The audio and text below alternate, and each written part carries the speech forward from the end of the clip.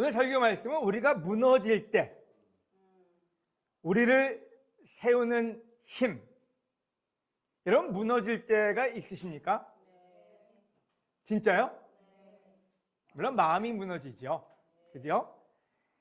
산을 오르다 보면은 평탄한 길은 거의 없습니다. 물론 백담사 길은 좀 평탄한 길이 있고 그 다음에 이제 가파른 길이 나오죠. 근데 산을 오르다 보면은 이런 생각이 들 때가 있어요. 저기 정상이 보이는데 근데 갑자기 내리막길이 보일 때가 있어요. 그때 여러분 마음이 어떠신지 아십니까? 다녀보신 분들은 알 거예요. 낙담이 돼요. 올라가야 되는데 왜 내려가지? 그리고 또 어떤 때는 굉장히 가파른 길이 나옵니다. 주로 그런 길을 깔딱고개 아니면은 해탈의 그 길이라고 명을 하지요. 그래서 천천히 오르다가 갑자기 그런 길이 나왔을 때 우리한테 주는 그 느낌, 그게 어떤 면에서는 인생이 아닌가 하는 생각이 들어요. 우리 인생도 마찬가지 아닙니까? 살다 보면은 평탄한 길만 있지는 않아요. 아마 지금 이 시간이 여러분한테 가장 평탄한 분도 계실 거예요. 하지만 또 어떤 분들은 지금이 가장 어려운 시간이 될 수도 있어요. 나는 잘 지내왔는데 왜 갑자기 나한테 내리막길이 보이지? 왜 너덜길이 보이지? 그때가 우리가 인생이 무너지는 순간이 아닌가 하는 생각이 듭니다. 근데 성경 구절에 잠언을 보면 이런 말이 나옵니다. 내가 어려움을 당할 때 낙심하면 너는 정말 약한 자이다. 이게 별로 격려가 안 되는 말이에요. 어떨 때 내가 어려움을 당해서 힘들어 죽겠는데 갑자기 한다는 소리가 넌 진짜 약한 놈이야. 그럼 얼마나 낙담이 됩니까? 근데 이 구절이 왜 있을까요? 낙심하지 말고 그 약함에서 벗어나라고 격려하기 위한 전초전이라는 생각이 듭니다. 어려움이 왔을 때 약해지지 않으려면 어떻게 해야 될까요? 그게 오늘 주제예요. 오늘 이 구절들을 통해서 어떻게 힘을 얻을 것인가를 생각해 보시면 좋을 것 같아요. 마태복음 8장 14절에서 17절. 예수님이 베드로의 집에 들어가 그의 장모가 열병으로 누워있는 것을 보시고 그 손을 만지시자 열병은 떠나고 그 여자는 일어나 예수님의 시중을 들었다. 날이 저물었을 때 사람들이 귀신 들린 많은 사람들을 예수님께 데려왔다. 그래서 예수님은 말씀으로 귀신들을 쫓아내고 병자들을 다 고쳐주셨다. 이것은 예언자 이사야의 다음과 같은 예언을 이루기 위해서이다. 그는 우리의 연약함을 몸소 담당하시고 우리의 질병을 짊어지셨다. 여러분 우리가 계속 공부하고 있는 장이 몇 장인지 아십니까? 마태복음 8장이요. 지난 한 달 동안 8장만 들고 있었는데 그거를 모르시는 분도 계실 거예요. 마태복음 8장을 한번 잘 생각해 보세요. 그 8장에 나오는 모든 주인공들과 조연들을 한번 생각해 보세요. 다 어떤 사람들인가요? 인생이 무너진 사람들이에요. 단 한 명도 제외하지 않고 예수님을 제외한 모든 사람들은 인생이 무너지고 있는 사람들이고 낙담을 아니할 수 없는 그런 사람들의 행전이 마태복음 8장입니다. 약하고 희망이 없는 사람들. 근데 거기 공통점이 있어요. 그 공통점이 뭘까요? 모두 예수님을 만났어요.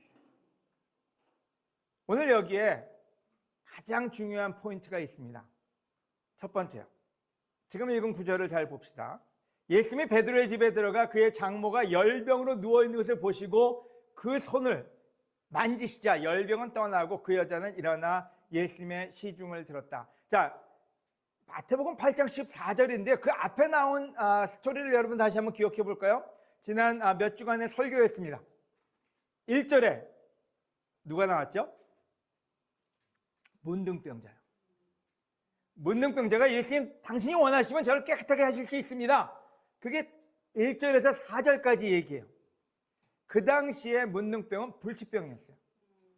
피부병이었고 사람들이 다 도망다니는 그런 병이었어요.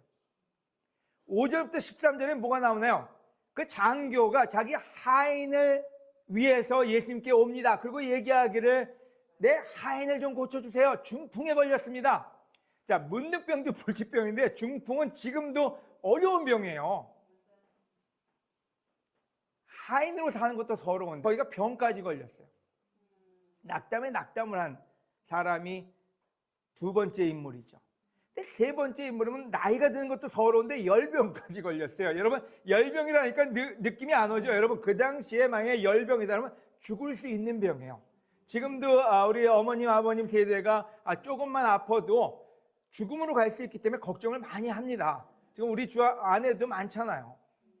근데 그 당시에 베드로의 장모가 열병에 걸려서 누워있으니 그 마음이 어떻겠습니까? 베드로의 마음이 아니었을 거예요. 하지만 그 말을 들은 예수님은 즉각 그에게 갑니다. 제가 무슨 얘기를 하는 걸까요?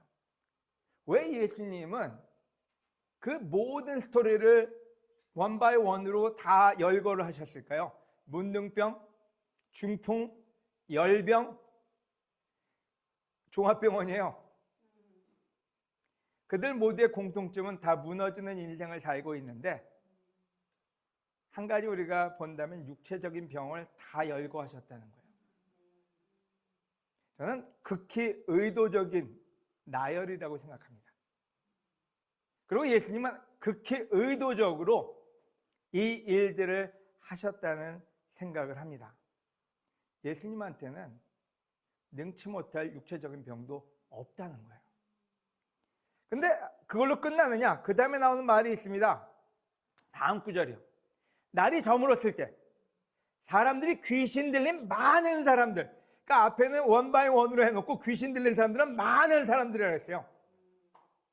많은 사람들을 예수님께 데려왔다. 그래서 예수님은 말씀으로 귀신들을 쫓아내시고 병자들을 다 고쳐주셨다. 아멘.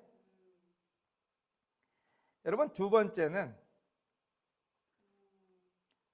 육체적인 병이 아니라 정신적인 병이었어요. 지금 우리는 수없이 많은 말로 정신병을, 정신건강을 표현합니다. 공황장애, 사회불안장애, 강박장애, 여러 가지 말로 표현을 합니다. 근데 그 당시에는 모든 정신병은 다 귀신 들린 사람이었어요.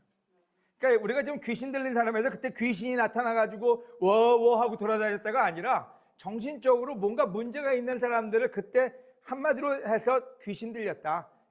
아웃 오브 컨트롤이다. 이 사람은 뭔가가 씌어서 자기 자신을 컨트롤하지 못한다가 그게 귀신 들린 병이었던 거예요. 그래서 앞에서는 육체적인 병을 쭉 나열하고 그 다음에는 많은 귀신 들린 병, 그러니까 그거를 하나로 지금처럼 분리해서 얘기를 할 수가 없었던 거죠. 이런 병, 이런 병, 이런 병에 분리되지 않고 그냥 다 귀신 들렸어. 그래서 두 가지 부분을 아주 정확하게 했어요. 육체적인 문제든 정신적인 문제든 예수님한테는 문제가 되지 않는다. 이게 마태복음 8장에서 보여주고 있는 스토리라는 거예요. 여러분, 우리 중에도 아프신 분도 많고 또 우리 중에도 정신적으로 갈등하시는 분도 있습니다. 여러분, 가을병도 정신병이에요. 죄송합니다. 가을을 타시는 분들, 또 그 외에도 우울증도 우리한테는 가끔 때로는 자주 찾아옵니다. 뭔가 허하기도 하고. 근데 그 모든 부분에 있어서 예수님은 우리에게 답을 주시고 계시는 거예요. 우리가 무너지려고 할 때 우리가 무너지지 않아도 되는 그 메시지를 여기서 주고 있는데 17절에 이렇게 얘기합니다. 이것은 예언됐다고, 의도적이라고. 예언자 이사야의 다음과 같은 예언을 이루기 위해서란 말이 뭔지 여러분 다시 한번 생각해보세요. 의도적이라는 말을 하고 있는 거예요. 계획적이라는 얘기죠. 그는 우리의 연약함을 몸소 담당하시고 우리의 질병을 짊어지셨다. 육체적인 것이든 정신적인 것이든 물리적인 것이든 간에 그 모든 연약함을 다 짊어지시고 대신해 주셨다가 이 마태복음 8장의 가장 중요한 메시지라고 얘기할 수 있을 것 같아요. 여러분이 좋아하는 구절인지 아닌지 모르지만 주로 힘들 때 우리가 많이 보는 구절이 있습니다. 비록 무화과나무에 꽃이 피지 않고 포도나무에 포도가 없으며, 무슨 소리입니까? 무화과나무에 꽃이 피지 않으니 얼마나 황량합니까? 포도나무에 포도가 없으니 얼마나 비참합니까?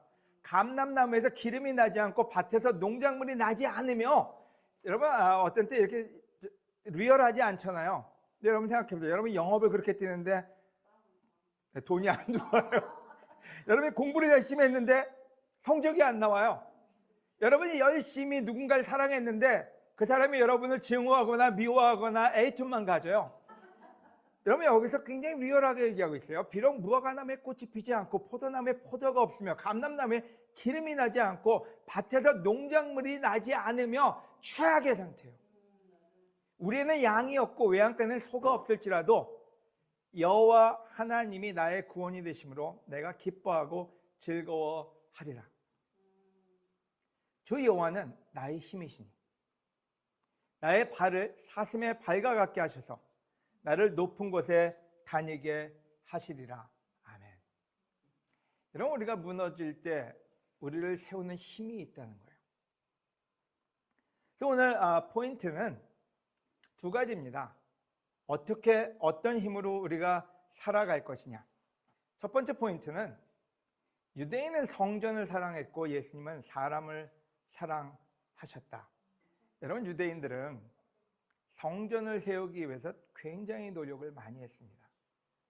다윗 이후로 그놈의 성전 때문에 모든 에너지를 다 갖다 썼어요. 모든 좋은 거는 성전에 갖다 입히고 성전에다가 모든 좋은 나무를 갖다 놓고 모든 보석을 다 갖다 놓고 문제는 거기서부터 시작됩니다. 왜요? 그렇게 잘 지어놨으면 영원해야 될 거 아니에요. 그게 무너졌네요. 약탈당했네요. 그때 또 뭘 합니까? 그 허물어진 성전을 다시 짓겠다고 또 애를 씁니다. 근데 그 성전이 옛날 성전과 같지 못해요. 그러니까 그 성전을 더 이쁘게 더 멋있게 하기 위해서 열심히 노력을 합니다. 근데 결론은 어떻게 됐어요? 또 무너졌어요. 그때 또 세웠어요. 그래서 어떤 일이 벌어집니까? 요한복음 2장 19절에서 20절. 그래서 예수님은 그들에게 이 성전을 헐어라. 근데 그렇게 애쓴 성전을 예수님이 헐어버리래요. 그 얼마나 황당합니까? 그렇게 모두의 염원이고 모두가 가서 애썼고 모두의 돈이 들어갔는데 그 성전을 헐어버리래요. 내가 3일 안에 다시 세우겠다고 대답하셨다. 그래서 그들은 46년이나 걸려서 이 성전을 지었는데 당신이 3일 안에 세우겠단 말이요 하고 따져 물었다. 물어도 그냥 물은 게 아니에요. 따져 물었어요. 여러분이 한번 구약의 역사를 잘 생각해 보세요. 유대인들은 최고의 목적은 성전을 세우고 성전을 지키고 성전을 재건하는 게 그들 모두의 에너지고 라이프였던 거예요. 근데 예수님은 성전에는 관심이 없으셨어요. 예수님은 단 한 번도 신약에서 성전 건축을 하신 적이 없어요. 그렇다고 미팅할 장소가 없었다 이건 아니에요.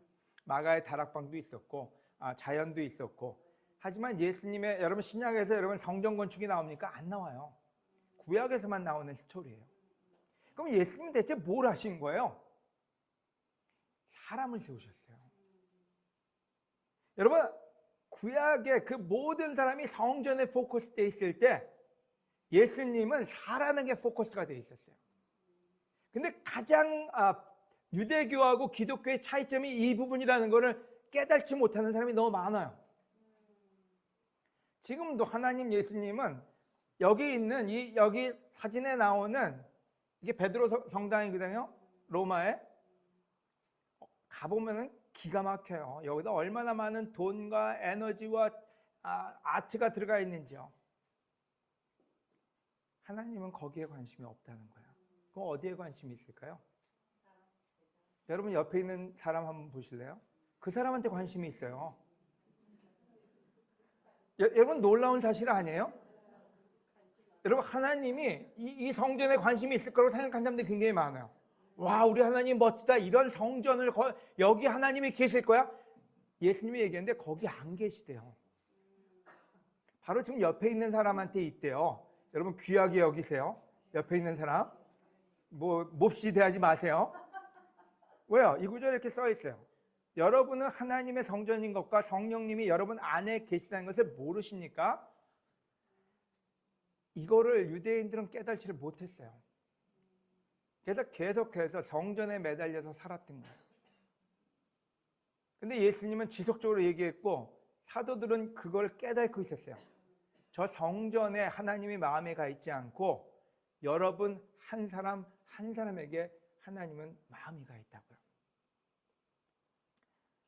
우리는 때로 교회를 위해서 싸웁니다.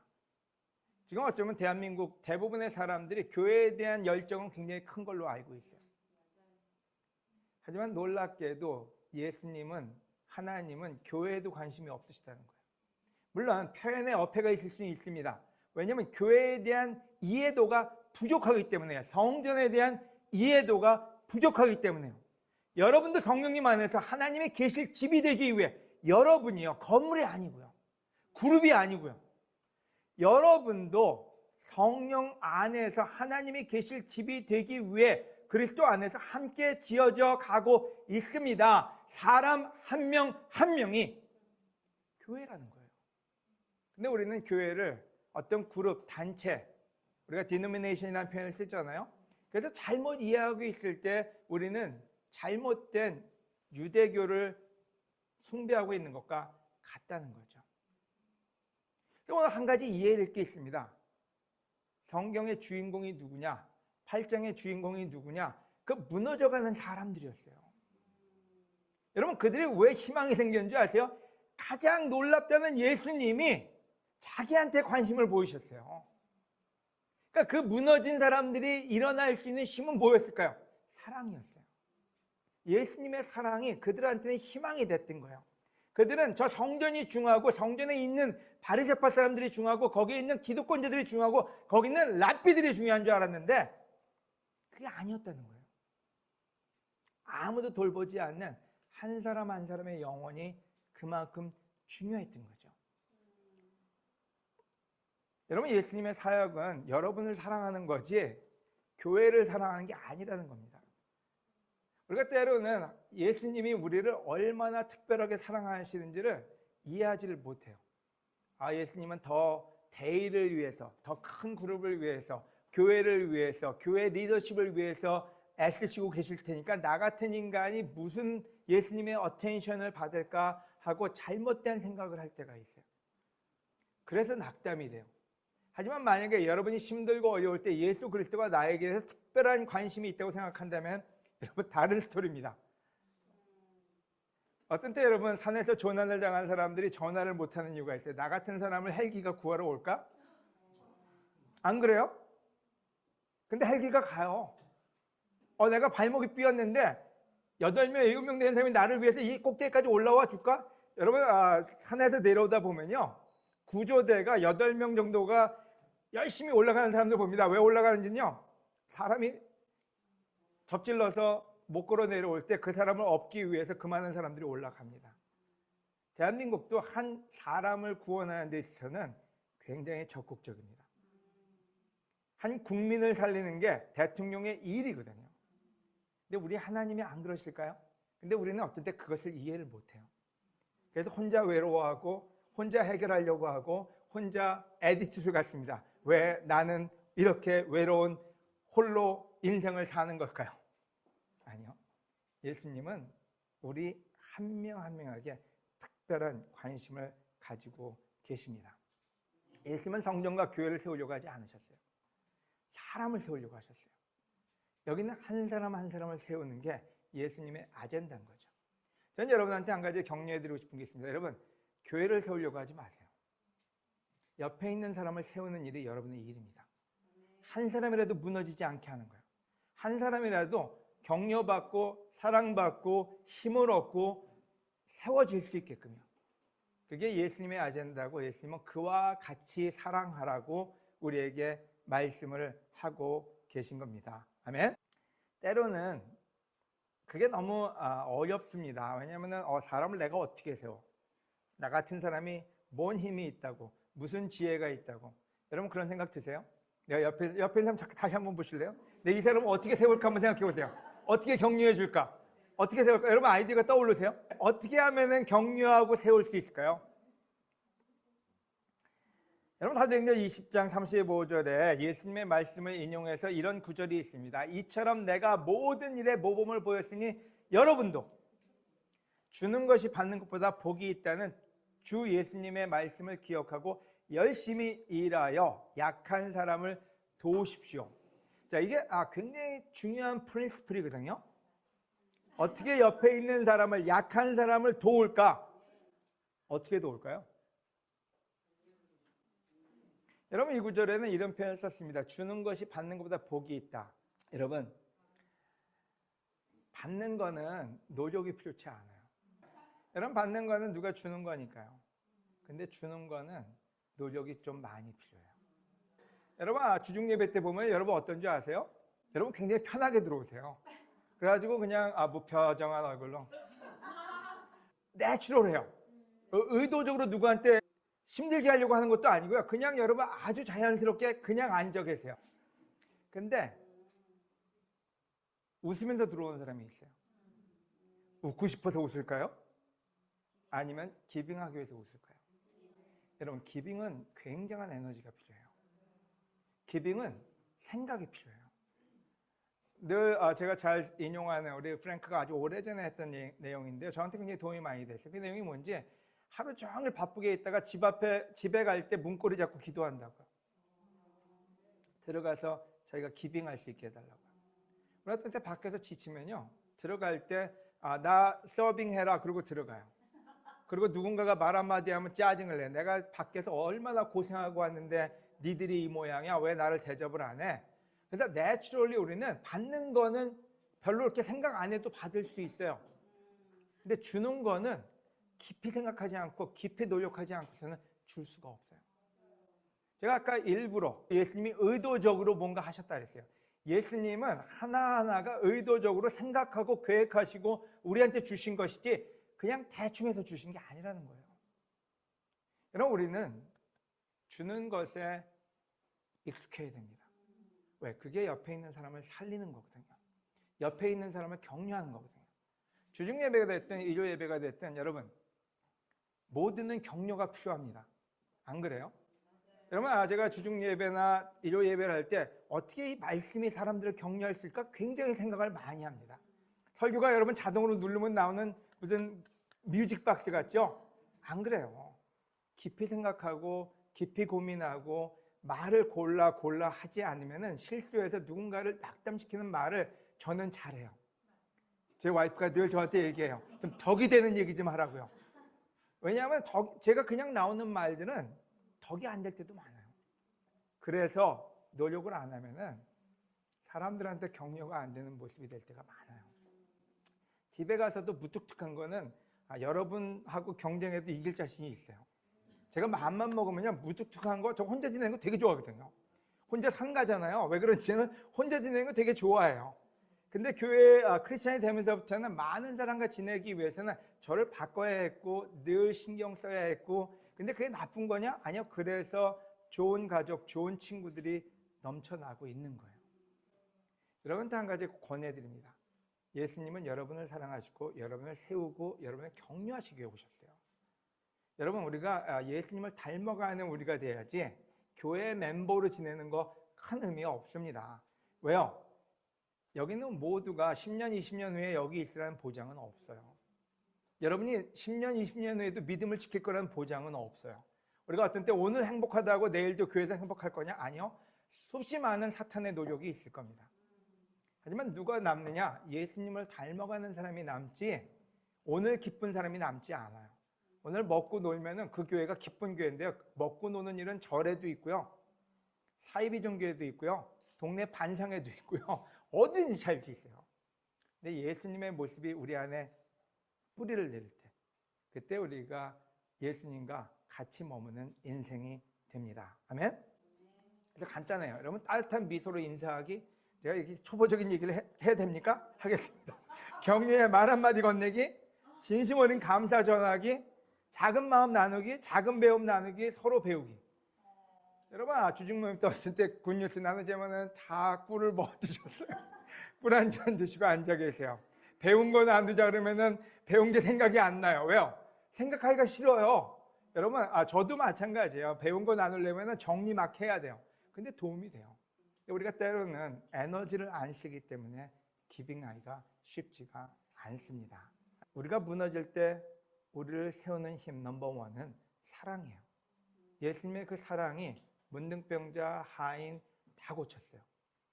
그리고 우리들의 사랑이 우리를 고치고 그게 예수 그리스도의 사랑입니다. 두 번째요. 모세는 율법을 주었고 예수님은 말씀을 주었다. 이 말은 무슨 말일까요? 여러분, 율법은 우리를 허뭅니다. 말씀은 우리를 세웁니다. 율법이 나쁘다는 게 아니에요. 왜 율법이 우리를 허물까요? 여러분, 로마서 7장 7절에요. 그러면 율법이 죄입니까? 결코 그렇지 않습니다. 율법이 없었다면 내가 죄를 알지 못했을 것입니다. 만약 율법이 탐내지 말아라 하고 말하지 않았다면 탐욕이 무엇인지도 몰랐을 것입니다. 그래서 율법이 별로 그렇게 기쁘지 않아요. 왜냐하면 율법을 들여다보고 있으면 내가 죄인인 걸 알게 돼요. 우리가 탐내지 말아라 이게 뭔지도 몰랐으면 탐내는 게 죄인지 아닌지도 몰랐을 거 아니에요.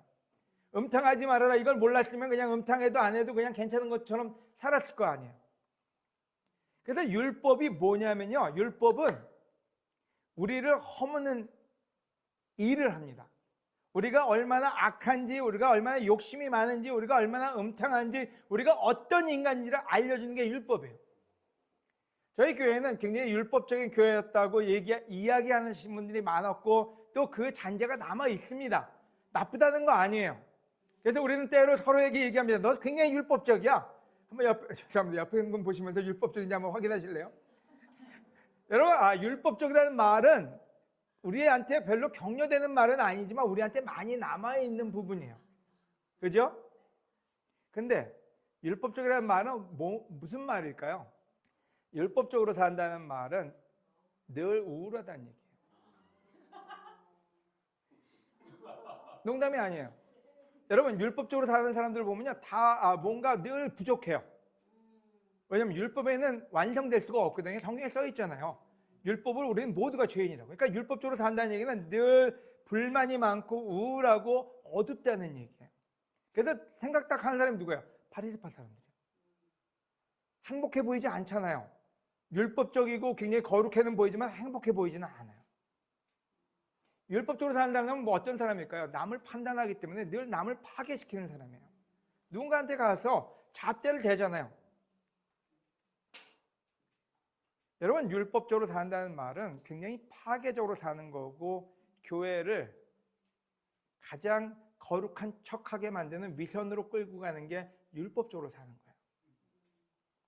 모세가 율법을 줬어요. 그거는 내 자신을 알라, 그러기 위해서 준 것이지 율법적으로 살아라가 아니에요. 근데 예수님은 뭘 주셨어요? 말씀을 주셨어요. 말씀은 뭡니까? 여러분, 말씀은 사람을 세우는 거예요. 아까 읽었던 구절을 한번 볼까요? 육체적인 문제에 뭐를 주셨나요? 장교가 와서 자기 하인을 구해달라 그러니까 그저 나으라는 말씀 한마디 해주십시오.